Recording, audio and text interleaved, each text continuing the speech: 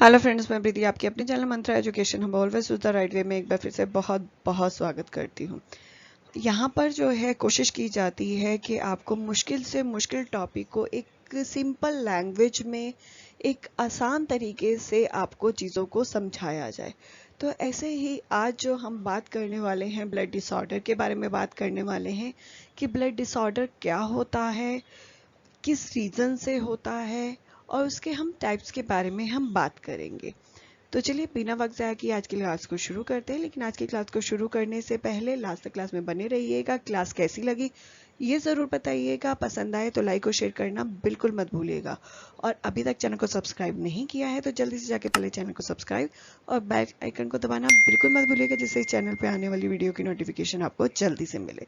और आप हमें इंस्टाग्राम और फेसबुक पे भी फॉलो कर सकते हैं, लिंक डिस्क्रिप्शन में प्रोवाइड है। तो चलिए आज की क्लास शुरू करते हैं। सबसे पहले हम ब्लड डिसऑर्डर की बात करते हैं। ब्लड डिसऑर्डर में अगर मैं बात करूं ब्लड की, ब्लड जो है लिक्विड फॉर्म में हमें देखने को मिलता है, लेकिन इसके अंदर कुछ लिक्विड और कुछ सॉलिड चीज़ें होती हैं, बहुत सारे टिश्यूज होते हैं। इसमें अगर लिक्विड की बात करूं तो प्लाज्मा देखने को मिलता है जो वाटर, सॉल्ट और प्रोटीन से मिलकर बनता है। और सॉलिड की बात की जाए तो सॉलिड के अंदर जो है red blood cell, white blood cells और प्लेटलेट्स देखने को मिलती हैं। इन चीज़ों से मिलकर जो है ब्लड बनता है। ब्लड डिसीज या ब्लड डिसऑर्डर जो है, ये पार्ट्स जो हैं इनमें से किसी भी एक पार्ट की जो है कमी कह सकते हैं, या उसका कोई पार्ट सही तरीके से काम ना कर रहा हो, उसकी वजह से देखने को मिलती है। अब ये इसके कॉजेज बहुत सारे हो सकते हैं। जीन्स भी कॉज हो सकता है, या कोई मेडिकल या मेडिसिन्स का कोई गलत इफेक्ट भी हो सकता है, कोई बीमारी भी हो सकता है। ये बहुत सारे रीजन से देखने को मिल सकता है। बहुत सारे कॉजेज होते हैं जिसकी वजह से ब्लड डिसऑर्डर्स होता है। मेनली जो एनीमिया जो है वो देखने को मिलता है, हेमोफीलिया देखने को मिलता है। ये बहुत दो मेन डिसीज हैं ब्लड डिसऑर्डर की। नेक्स्ट हम बात करते हैं टाइप्स ऑफ ब्लड डिसीज या डिसऑर्डर्स। यहाँ पर जो है ब्लड डिसऑर्डर बहुत सारे देखने को मिलते हैं। जैसे अभी हमने बात किया, अनीमिया भी होता है इसके अंदर मेनली, लेकिन अकॉर्डिंग टू आरपीडब्ल्यूडी एक्ट के अकॉर्डिंग ये 3 डिसेबिलिटीज़ देखने को मिलती हैं: haemophilia, thalassaemia, sickle cell disease. ये तीनों डिसीज़ जो है आरपीडब्ल्यूडी एक्ट के अंदर देखने को मिलती है। ये टाइपिंग में थोड़ा सा मिस्टेक है, आरसीआई एक्ट नहीं है, आरपीडब्ल्यूडी एक्ट है।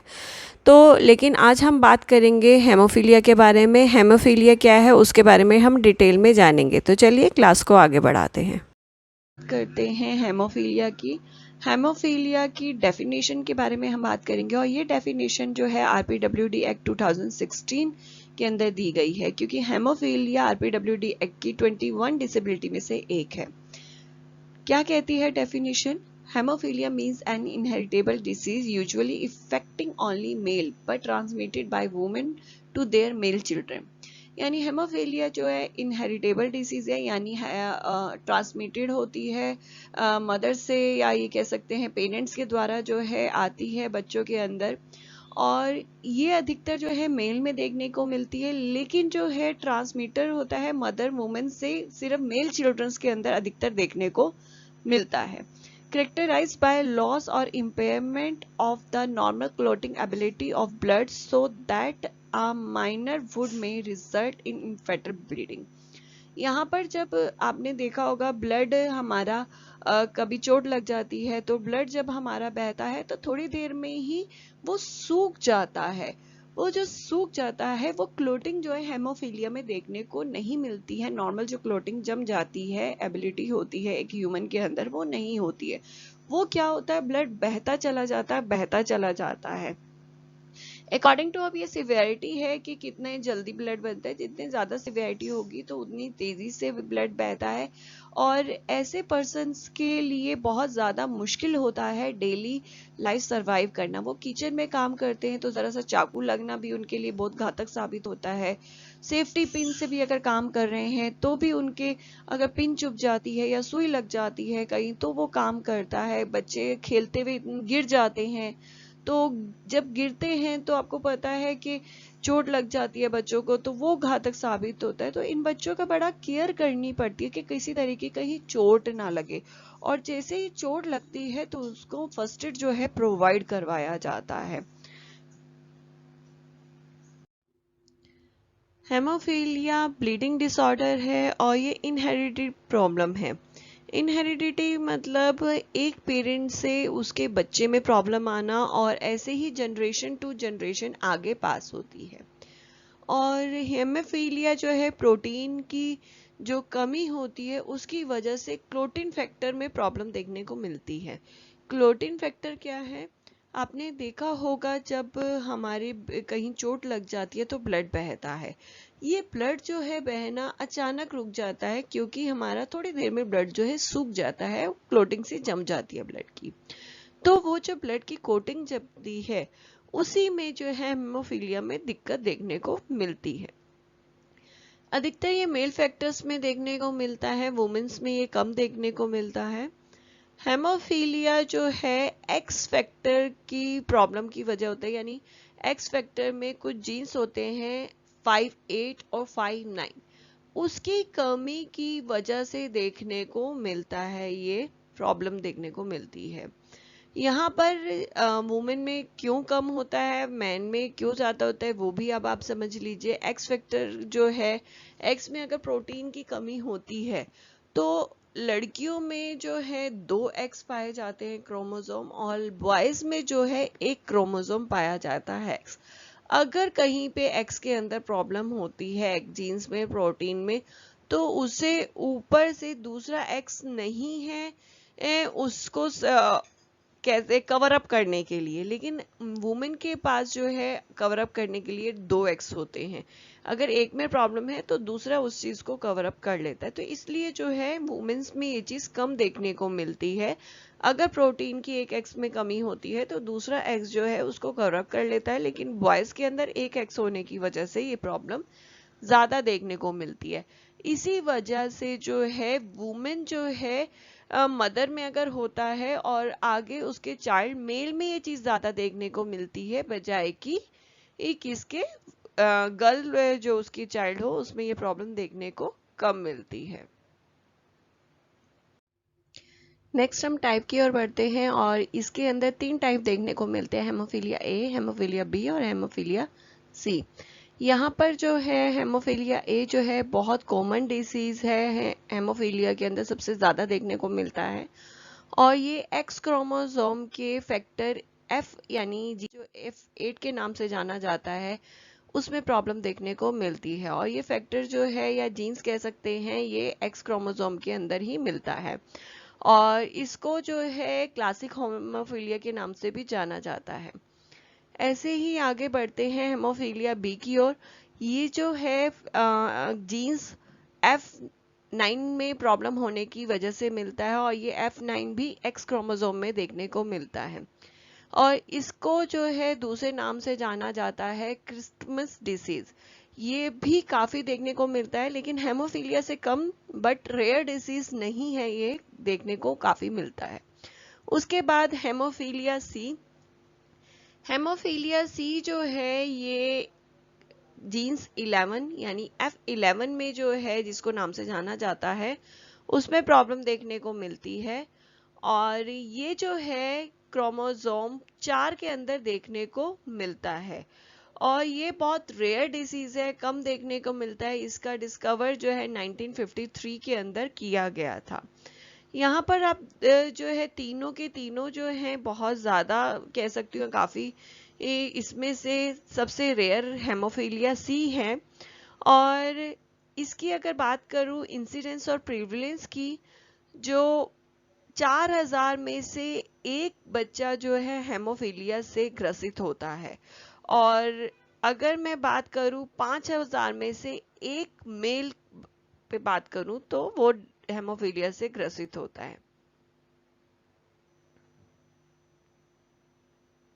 और ये सिम्टम्स जो है हर पर्सन में एक जैसे नहीं रहते हैं, अकॉर्डिंग टू सिवियरिटी जो है ये सिम्टम्स जो है दिखाई देते हैं। जनरली जो बात करी जाए सिम्टम्स की, अगर पर्सन की जो इनको हेमोफीलिया है उनको अगर कोई सर्जरी होती है या कोई डेंटल का भी कोई काम होता है, दांतों के लिए किसी डॉक्टर पास जाना पड़ता है, छोटी सर्जरी करवानी पड़ती है, या कह सकते हैं कोई छोटा सा कट भी लग जाता है, तो भी उनको ब्लीडिंग बहुत ज़्यादा होती है और वो ब्लीडिंग को रोकना बहुत मुश्किल होता है। इसके अलावा वैक्सीनेशन, आपको पता है वैक्सीनेशन जब होता है तो इतनी कोई ब्लीडिंग नहीं होती, लेकिन इन पर्सन को ब्लीडिंग होती है।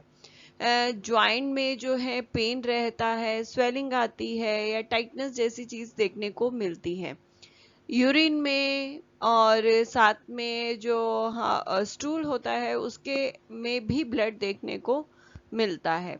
नोज में भी ब्लीडिंग होनी शुरू हो जाती है विदाउट एनी कॉज या कोई भी रीजन के, जो है ब्लीडिंग होनी शुरू हो जाती है।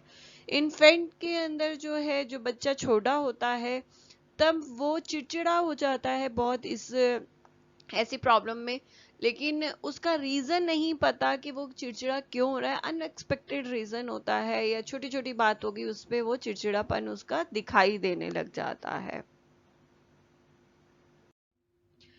इसके अलावा जो है ब्रेन के अंदर इन पर्सन में ब्लीडिंग होती है, लेकिन ये सभी को नहीं होती, बहुत ज़्यादा रेयर देखने को मिलता है, या जिनको हेमोफिलीजिया में बहुत ज़्यादा सिवियरिटी होती है उनको ये प्रॉब्लम देखने को मिलती है कि कोई छोटी सी भी टक्कर, यानी दीवार चलते चलते कहीं दीवार पर सा लग गया तो उसमें भी ब्रेन में ब्लीडिंग होना शुरू हो जाती है। तो ऐसे में जो है सिम्टम्स दिखाई देते हैं कि हेडेक बहुत ज़्यादा रहता है, पेन बहुत ज़्यादा होता है, वॉमिटिंग आना, इसके अलावा नींद बहुत ज़्यादा आना या आलसी रहना, विज़न जो है डबल है वो दिखाई देनी शुरू हो जाती है, वीकनेस जो है वो शो होने लग जाती है। इसके अलावा बच्चों में दौरे या सीजर भी देखने को मिलते हैं। कुछ ऐसी कंडीशन होती है जैसे ही आपको बच्चों का पता लगता है तो आपको तुरंत उसे डॉक्टर के पास लेकर जाना चाहिए। जैसे ही आपको पता लगे कि ब्रेन में उसके ब्लीडिंग हुई है, तो कुछ भी आपको किसी भी तरीके के इनमें सिम्टम्स नजर आए तो सबसे पहले आप डॉक्टर को दिखाइए कि क्या प्रॉब्लम है, ब्लीडिंग हुई है, कितनी हुई है, और उसको रोकने के लिए डॉक्टर जो है उस पर काम करेंगे, क्योंकि इंजरी के दौरान भी जो है ब्लीडिंग स्टॉप नहीं होती है इन बच्चों में। तो ब्रेन के अंदर जब ब्लीडिंग होती है तो बहुत ज़्यादा नुकसान करती है, बहुत ज़्यादा हार्म करती है, हमारे किसी भी बॉडी पार्ट पे वो हार्म कर सकती है, क्योंकि ब्रेन हमारी पूरी बॉडी को कंट्रोल करने का काम करता है। तो क्लोटिंग कहाँ हो रही है, कितने पार्ट को इफेक्ट करेगी, जैसे जैसे वो इफेक्ट करेगी तो हमारे बॉडी के वैसे ही पार्ट इफेक्ट होना शुरू हो जाते हैं। तो इसलिए जो है तुरंत आप डॉक्टर के पास इसे लेकर जाएं। अगर कहीं चोट लगी है, ब्लीडिंग जो है स्टॉप नहीं हो रही है, तो भी आप उन्हें डॉक्टर के पास लेकर जाएं। इसके अलावा जो है जब आपने देखा ज्वाइंट में बहुत ज़्यादा पेन है, बहुत ज़्यादा सूजन हो रही है, बच्चे को काम करने में दिक्कत हो रही है किसी भी चीज़ में, तो उसे भी डॉक्टर के पास तुरंत लेकर जाना आपकी रिस्पॉन्सिबिलिटी है। हेमोफीलिया का कॉज देखते हैं, और हमने इससे पहले अभी बात कर चुके हैं कि F8 और F9 जीन्स की प्रॉब्लम की वजह से हेमोफीलिया होता है, और ये जीन्स जो है एक्स क्रोमोसोम में पाए जाते हैं। जीन्स को सही वर्क करने के लिए ज़रूरी है कि हर एक का जो है जीन का जो है कॉपी होना ज़रूरी होता है, यानी वो आगे बढ़ते चले जाते हैं, एक के बाद एक जो है अपना डबल होते चले जाते हैं, और जब ये आगे डबल होते हैं हमारी पूरी बॉडी में जो है ये फैल जाते हैं सभी जीन्स, सिर्फ F8 और F9 का नहीं है, सभी जीन जो हमारी बॉडी में फैल जाते हैं इसी तरीके से जब डबलिंग हो जाती है। यहाँ पर जो हम बात करते हैं फैलने की, जब पूरी बॉडी में फैल जाते हैं और कहीं पे भी हमारी पूरी बॉडी के अंदर कहीं चोट लगती है, तो ये आपस में एक दूसरे को सिग्नल देते हैं क्लॉटिंग के लिए। ऐसे ही जब हेमोफीलिया पर्सन के अंदर जो F8 और F9 की सबसे बड़ी प्रॉब्लम यही देखने को मिलती है कि उनके जो है कॉपी नहीं होती है। जब कॉपी नहीं होता है तो उनके अंदर बॉडी के अंदर प्रोटीन की कमी होनी शुरू हो जाती है। हो सकता है कि यहाँ प्रोटीन की कमी हो या बिल्कुल भी प्रोटीन ना हो। जब यहाँ पर वो ही नहीं है, कॉपी ही नहीं है, प्रोटीन की कमी हो रही है ब्लड के अंदर, तो वो आपस में सिग्नल नहीं दे पाते हैं कि क्लोट जमाने के लिए, तो जिसकी वजह से हेमोफीलिया जो पर्सन है उनको ब्लीडिंग बहुत ज़्यादा होती है, और ब्लीडिंग होने के बाद जो है वो क्लोटिंग नहीं जमती है, जिसकी वजह से ब्लीडिंग रुकती भी नहीं है। आज उम्मीद करती हूँ आपको हेमोफीलिया के बारे में पूरी जानकारी मिली होगी और समझ में आया होगा जितना भी पढ़ाया गया है। अगर किसी तरीके की आपको कोई प्रॉब्लम है, आप कमेंट सेक्शन में लिख सकते हैं, या आप कौन सा इसके अलावा टॉपिक देखना चाहते हैं वो भी लिख सकते हैं। तो आज के लिए बस इतना ही, लेकिन जाने से पहले अगर वीडियो पसंद आई तो लाइक और शेयर करना बिल्कुल मत भूलिएगा, और साथ ही साथ अभी तक चैनल को सब्सक्राइब नहीं किया है तो ऐसी इन्फॉर्मेशन के लिए, अपडेट के लिए जल्दी से चैनल को सब्सक्राइब और बेल आइकन को दबाना बिल्कुल मत भूलिएगा, जिससे इस चैनल पे आने वाली वीडियो की नोटिफिकेशन आपको जल्दी से मिले। तो आज के लिए बस इतना ही। नमस्ते, शुक्रिया।